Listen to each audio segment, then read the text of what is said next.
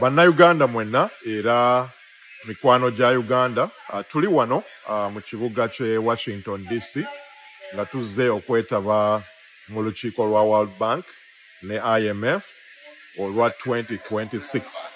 Tuzze wano okutuusa amaloboozi gammwe, amaloboozi g'omuntu wa bulijjo, okulaba nti ebintu ebikakatako ebikwata ku nsawo yo n'ensaka ya ssente, ebirowoozo ebyo bituuka mu boardroom nga zino. Ffe ng'aba opposition ereeta agenda ya Uganda empya, tetujja wano kulemesa investments kubeerawo mu ggwanga lyaffe, wabula tujja okumakinga sure nti waliwo accountability measures. Proposals ezo Museveni ze baleeta ku boardrooms nga zino okusaba amabanja, okulaba nti ku ground zituukiriza ebyo bye ziyina okukola. Bw'aba bazze kwewola ssente kuzimba luguudo, nti olwo oluguudo lukolebwa. Bw'aba bazze kwewola ssente kuzimba malwaliro, okulaba nti amalwaliro ago gazimbibwa. Naye right now bw'otunuulira record eri ku ground olaba nti waliwo gaps, nti ezimu ssente ze beewola tezituuka ku ground. Y'ensonga lwaki tujja okulaba nti waliwo accountability. Kuba national debt yeeyongera okuwambuka waggulu, we twogera tuli ku 130 trillion Uganda shillings. Debt ekuze to the point that national budget tekyasobola kubeera allocated okuyamba ku byobulamu, okuyamba ku education, okuinvestinga mu agriculture, instead to servicing a debt oba tusasula bbanja eyo. Government etuuse ku level nti balina okwongeza taxes za munnayuganda, era we twogerera waliwo legislation ogezaako okwongeza taxes so that munnayuganda bw'oba okola more than 10 million ogenda okuba osasula almost 40% mu taxes. Kitegeeza ki? Kitegeeza nti bw'ofuna paycheck, almost half of that paycheck genda wa Museveni ne government ye. Bw'otunuulira ensi ezisasula emisolo egiri ku almost 40%, ensi ezo zikuwa free education, zikuwa health care. Naye e Uganda ogenda kusasula almost 40% taxes nga tofuna free education, tofuna free health care. So n'olwekyo policies zino ezibeera wano mu boardrooms nga zino zikkakatako gwe nga munnayuganda, zikwata mu nsawo yo era muyina okufaayo ku ebyo ebigenda mu maaso. Ekyokubiri, bw'oba munnayuganda ng'otandika bizinesi yo olina okwewola ssente ebiseera ebisinga. Naye national debt weeyongera okukula, government weeyongera okwewola domestically ne mu World Bank ne IMF, kitegeeza nti competition for capital yeeyongera waggulu, kitegeeza nti interest rates ne rates of borrowing ziyambuka waggulu ne ziremesa omuntu wa bulijjo. Bwe twogera interest rates ziri almost 20% and above. Munnayuganda tasobola kwewola ssente ku rate eyo n'otandika business ne surviving. Bw'oba oyagala kufuna mortgage, bw'oba oyagala kugula mmotoka n'ebirala okwezimba nga munnayuganda, it's becoming very expensive okufuna capital. Ye ensonga lwaki tuli wano okulaba nti tukulwanirira nga munnayuganda, okulaba nti one, omusolo tegweyongera kwambuka waggulu kuba kigenda ku affectinga. Bwogera n'okola akalimuko, half of your paycheck esaanawo. Okulaba nti debt teyeeyongera kwambuka waggulu so that investments zibeerawo mu education, investments zibeerawo mu healthcare, investments zibeerawo mu agriculture ne other job creation projects. That's why we are here. Okulaba nti amaloboozi gammwe ag'omuntu wa bulijjo gabeera reflected mu nkiiko nga zino eza World Bank ne IMF. Sigadde ndi Dr. Daniel Kauma, NUP, Diaspora Team Leader. Njagala okwongera okukakatiza nti tetuli wano ng'aba opposition okulemesa investments mu ggwanga lyaffe Uganda, but instead we are here to make sure nti waliwo accountability, okulaba nti ssente zino ze beewola on your behalf nga munnayuganda, kuba gw'ogenda ozisasula, abaana bo be bagenda ozisasula, okulaba nti ssente ezo zituukiriza bye zirina okukola ku ground. Katonda abakuume era abeere nammwe. Amanya gange nze Dr. Daniel Kauma nga nze National Unity Platform Diaspora Team Leader olunaku lwa leero olw'omukaaga nga April 20th tugaddewo olukiiko olwa World Bank ne IMF olubadde mu kibuga kyaffe ekye Washington DC. Obubaka bwempa bannayuganda mwenna nti tuzze wano ng'aba National Unity Platform Diaspora okutuusa amaloboozi gammwe, okutuusa ebirowoozo byammwe mu nkiiko nga zino eza World Bank ne IMF ezitatera kuba na birowoozo by'abantu baffe abannayuganda oba birowoozo by'abantu ba bulijjo. Naye obubaka bwenjagala mutwale leero okuva mu lukiiko luno nti bw'ogenda mu katale n'ogula sukaali n'ogula sabbuuni n'ogula omunnyo n'ogula butto oba okusasula school fees z'omwana wo oba oliawo okusasula amasannyalaze n'amazzi mu nnyumba yo, ebbeeyi eyo mubadde mulaba nti ebbeeyi erinnya z'osasula mu 2015 za wansi okusinga z'osasudde kati mu 2024. Ebbeeyi ebadde erinnya naye nga omusaala gwammwe emisaala gyammwe gye mufuna ku mirimu gyammwe tegirinnya. Ekintu ekyo njagala mulabe nti waliwo connection between engeri gavumenti yammwe gyesaasaanyamu ssente oba zivudde mu musolo oba zivudde mu mabanja ge bafuna mu World Bank ne IMF n'ebbeeyi y'ebintu gye mulaba. Kuba eyo cost eri transferred to you nga consumer okuva mu World Bank ne IMF oba okuva mu musolo gavumenti gwesaasaanyiza. Gavumenti bweyonoona ssente ezo bweba mu kulyanguzi oba embezzlement, ezo cost ziri transferred ku ggwe nga consumer nga munnayuganda. So tubakubiriza bannaayi bw'ogenda mu katale n'olaba nga ebbeeyi ekunyigiriza nga munnayuganda kitegeere nti kiva ku gavumenti yo engeri gyesaasaanyamu ssente.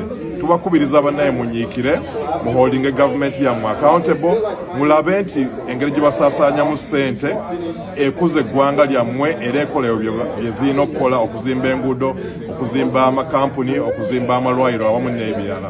Tuzze wano okulaba nti ebirowoozo byammwe bituuka, naye temwerabira nti bw'oba onyigirizibwa bw'ebbeeyi y'ebintu bw'eba erinnya ng'omusaala tegulinnya, gavumenti yo yeyonoona ssente zibajja mu musolo oba mu mabanja nga aga IMF ne World Bank. Mwebale kumpuliriza. Bannankyukakyuka mwenna tuli wano mu paalamenti ya Berlin ng'omulamu ogutuleese leero ku World Liberty Congress kwe kulaba nti tulwanirira eddembe ly'abantu abakwatibwa abawambibwa ba political prisoners abali mu Uganda. Tulabye ebigenda mu maaso ku campaign trail, tulabye police ne military bye beekwasa nti abaana ba NUP bazizza misango ki gye bazizza bannange. Ebintu byonna biri ku video, biri ku kamera. Footage avuddeyo from the media alaga aba NRM bambadde t-shirt za Museveni bakutta amayinja n'emiti nga bakuba police awamu n'abaana ba NUP. Lwaki police tevaayo netulaga footage ng'abaana ba NUP bazza emisango gye bagamba gye bazizza? Obwo bulimba bannayuganda babulaba. Gino emize buli campaign tubadde tugiraba nga Museveni bw'alaba ng'abantu bakwatiridde ku nguudo ng'alaba vibe eyitiridde ku campaign ya Bobi Wine badda ku violence gwe bakola owa bulijjo. So kino tekyewuunyisa, tewali misango baana ba NUP gye bazizza. It's just that campaign ya Museveni eraba nti ekintu kimutwala, eraba nti momentum erina campaign ya Bobi Wine. So ffe aba diaspora tugenda okukola omulimu gwaffe era wano ebifo nga bino we tujja okulwanirira aba political prisoners kwe kulaba nti amaloboozi g'omuntu wa bulijjo gatuuka mu bantu bonna mu nsi zonna n'okulaba nti tukwatira wamu ne baganda baffe ava mu nsi endala nabo abayina ebizibu nga bye tulina ewaffe Uganda. Tuli wano okukwatira wamu okulaba nti tununula amawanga gaffe. Sigadde ndi Dr. Daniel Kauma, NUP diaspora team leader. Bannayuganda buli omu akole kyasobola. Oba osobola okugenda n'ojoininga campaign, n'onookinga ku nzigi, n'okola donation through your chapter oba ku website yaffe diasporanup.org oba ennamba eziteereddwawo ku secretariat. Kola ky'osobola.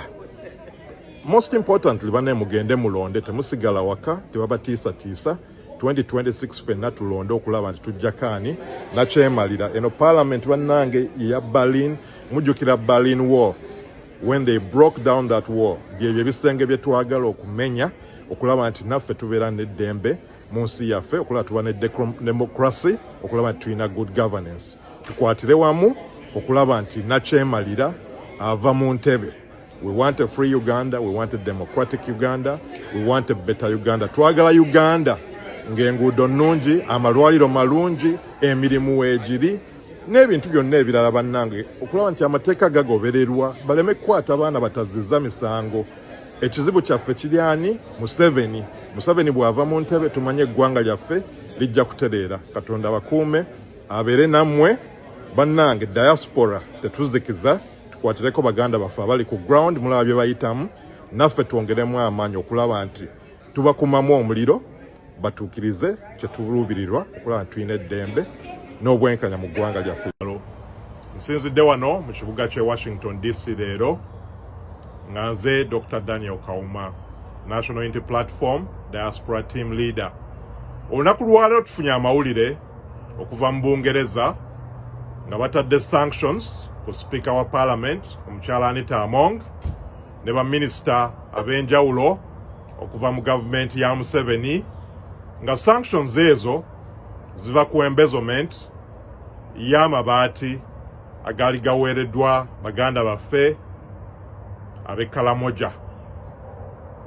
Ekintu ekyo bannaaye si kitono, ekintu ekyo kinene ddala, kuba Speaker wa Parliament yasetting agenda ya government, yasetting agenda ya Museveni mu Parliament. N'olwekyo gavumenti ya UK okuteeka sanctions ku Speaker kiba kitegeeza nti tebakyalina ssuubi mu gavumenti ya Museveni, mu bakulembeze aba mu gavumenti ya Museveni. Ate si UK yokka, ne United States yakikola, kuba Anita Among ali sanctioned by US government. Ate kati olunaku lwaleero ne gavumenti ya UK emutaddeko sanctions. Ago maanyi g'abantu, ago maanyi gammwe bannayuganda mwenna abali mu diaspora, naddala baganda baffe ab'omu UK adde beenyigira mu kwekalakaasa, adde bakonkona ku nzigi z'abakulembeze b'omu UK, adde beengaginga mu activism ow'enjawulo. Omulimu gwammwe mugukoze bulungi, era bino by'ebibala ebya advocacy oyo gwe mubadde mukola okulaba nti mutuusa amaloboozi g'abannayuganda, amaloboozi g'omuntu wa bulijjo, okulaba nti tubalwanirira era tubakiikirira. Mwebala omulimu ogwo, era nkubiriza bannayuganda mwenna abali mu bitundu ebirala nammwe mwenyigire mu advocacy oyo. Nebaza bannayuganda ab'e Canada abaakala okwekalakaasa okwaliwo mu kibuga kya Ottawa, kwali kw'amaanyi ddala, era tubaye tulaba nti ne gavumenti ya Museveni batandika propaganda okutambuza amannya g'abannayuganda abeenyigira mu kwekalakaasa okwo ku mitimbagano egy'enjawulo. Naye temuggwamu maanyi, oyo propaganda tumusuubira era tuli beetegefu okubalwanirira, era tukivumirira nnyo ekikolwa ekyo.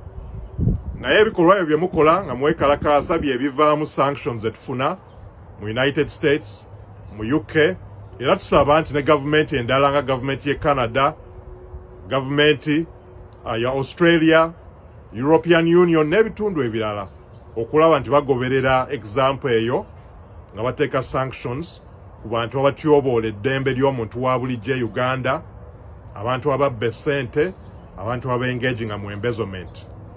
Eri ddoboozi lya munnayuganda tulina oddituusa mu gavumenti eziwanirira oba ezisupportinga dictatorship ya Museveni, okulaba nti operation y'abannayuganda teri funded by gavumenti z'e UK, eza USA, eza Canada n'ebitundu ebirala.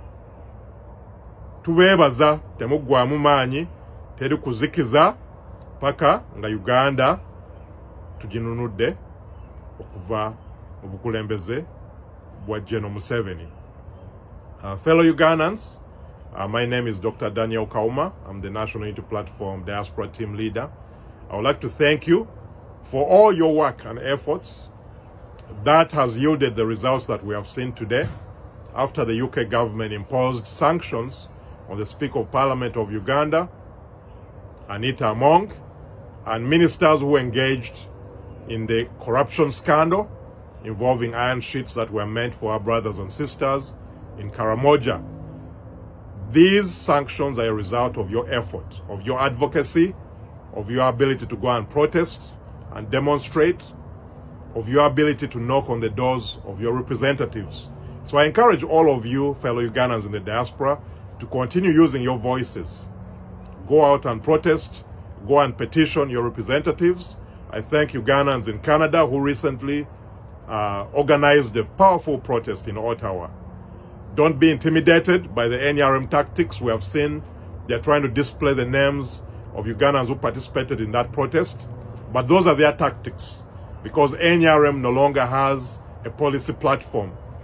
What they do is intimidate, torture, abduct, and indefinitely detain our brothers and sisters.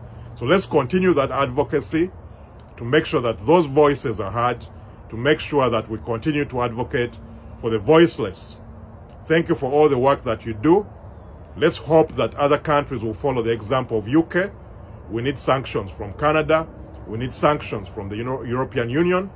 We need sanctions from Australia, from Asia, and other nations that continue to finance the oppression of the Ugandan people. Your efforts yield these results.